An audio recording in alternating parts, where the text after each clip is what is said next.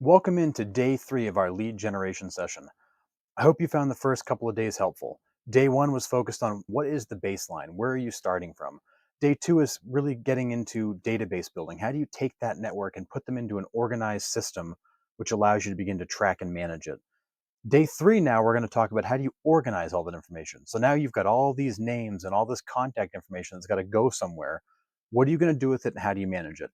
So the first thought on this is when you go to enter information into a system, whether it's an actual CRM or if it's just a spreadsheet, maybe even just your cell phone, you want to enter it consistently. You want to follow the same general structure, how you enter the name, how you enter the email, how you enter the phone, how you keep notes, how you track things.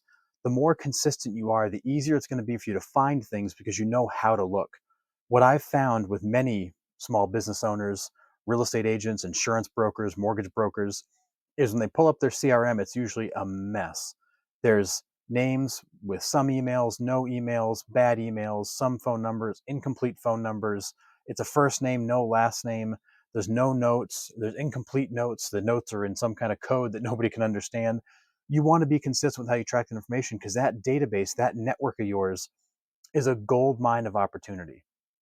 If you can't go in and find the information that you need quickly, two things are going to happen. One, you're going to miss opportunities because you can't communicate well. And two, you're going to stop using it. I find 9 times out of 10 when people have abandoned some kind of a system they've had in place for tracking contacts, whether it's a CRM or something else, when it gets hard, they just stop using it. And now all those opportunities to set reminders and keep notes and communicate at a high level are gone because you stopped using it because you found it frustrating. So whatever you do, be consistent. The other part of this is how do you organize that in a way where you can grab quick snapshots of what you need? And so in most CRMs, you can even do this in a spreadsheet, you want to add tags. Now in a spreadsheet, you can just create a column and just it can be tags or something that helps you identify what that column is. But these are literally 1 or 2 words that just identify something important about that person you should keep in mind. Those tags are generally related to things like family, job, hobby, the things that are important to them. We often refer back to the Ford script: family, occupation, recreation, dreams. You want to focus on those categories because those are the things that really light people up, that get them excited, that are important to know when you go to communicate with them. So, for example, you may be talking to somebody who mentions the fact they're going skiing next weekend. It might be a good idea to tag them as a skier. You may be talking to somebody who just had a birth announcement. You may want to tag new parent or maybe babies. You remember they've got a child. So there's lots of different ways you can tag that. What I love to do is I love to tag people based on interest. Family's great, but it's not always easy to just bring up family.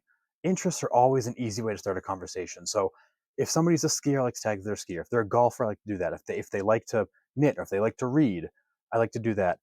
Along those same lines, I like to understand what they do for work because oftentimes you're networking with other small business owners. So it's important to remember what they do. Now, if you remember the name of the company, great. But if you remember what they do, what sort of work they do, it's going to help. And we'll get into future sessions where we break down why that's important because having those tags handy will help you know how and what to communicate with people.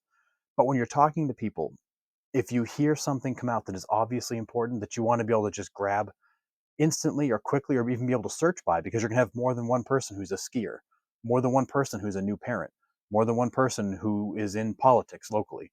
You want to be able to scan the network for those people because when you go to connect people, like we talked about in the last video, if somebody needs a contractor, you don't want to scroll through to remember who's a contractor. You want to be able to search for a contractor or plumber or electrician or landscaper, or whatever it might be, and be able to quickly find the people in your network that have those skills so you can then make that introduction.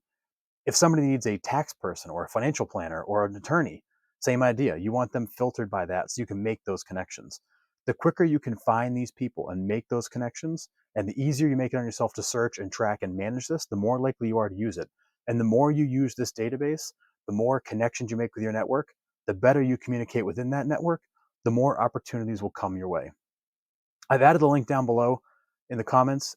Feel free to download this. It gives you how I categorize clients in my world. I categorize them based on category in terms of what kind of experience we've had together, but also are they a raving fan? Are they just somebody we've done some business with? I also give you some examples of tags that I like to use. This isn't all of them, it's some of them, but I'll give you a starting point. So there'll be a link down below. Feel free to download that.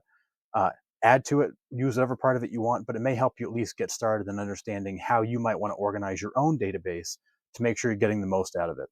So with that, that's it for today. Hope you guys are doing great. I will talk to you again tomorrow.